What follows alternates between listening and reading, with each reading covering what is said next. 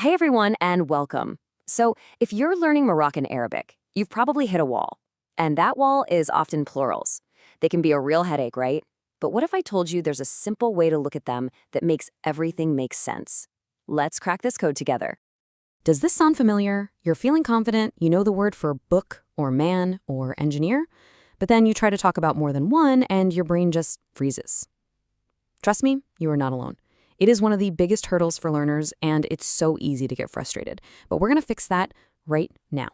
Because, believe it or not, to really get a handle on Darija plurals, there's only one number you need to keep in your head. And that number? It's 2. That's it. Seriously.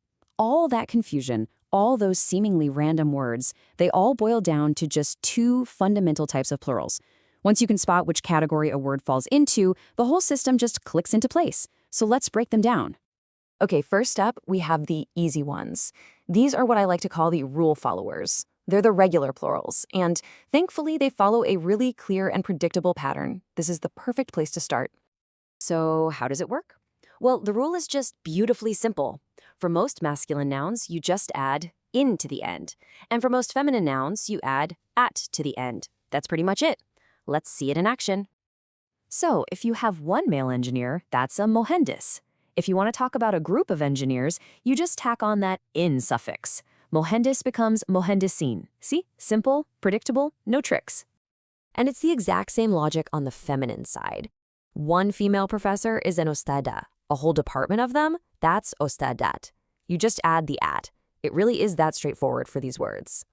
Okay, now here is a fantastic little shortcut for you. This is a real pro tip.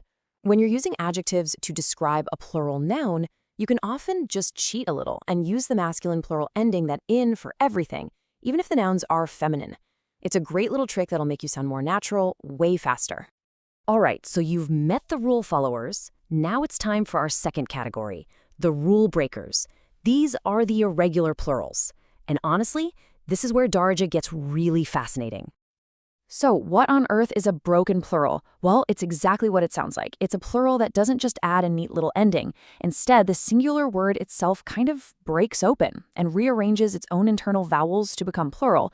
And here's the crucial part. There's no single rule for how they break. The strategy here isn't about patterns. It's about good old-fashioned memorization. Let's look at a classic example that you'll hear everywhere. The word for book is kitab.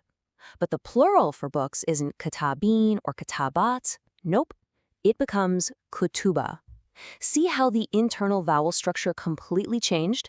That ah sound morphed into a oo and another ah. It broke. Here's another super common one. One man is arrejal, but more than one man is rijal. The first vowel and the second vowel have just disappeared. The whole shape and sound of the word has been altered. And listen, this doesn't just apply to nouns. It happens with adjectives, too. The word for big is kabir, but if you're talking about big cars or big houses, plural things, the word changes to kabar. That internal E sound breaks and becomes an A. You know, seeing this pattern of there being no pattern, that's the real key to mastering these tricky words. All right, let's take a breath. We've covered the rule followers and the rule breakers. Now let's bring it all home and put everything into one simple, easy to remember toolkit. So here it is, the whole system, side by side. You've got your regular plurals, you just add a suffix, like in or ot. Think mohendis to mohendisin. Easy. Then you've got your irregular or broken plurals. There's no fixed rule. The word changes from the inside out, and you just have to memorize them. Think katab to katuba. That's it. That's the entire game right there. So really, the big takeaway is to just figure out which of the 2 paths a word follows. Is it regular or is it irregular? Once you know that, you know what to do. So I'll leave you with a little challenge to get you started.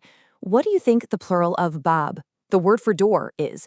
Think about it, look it up, and just keep practicing. You've totally got this.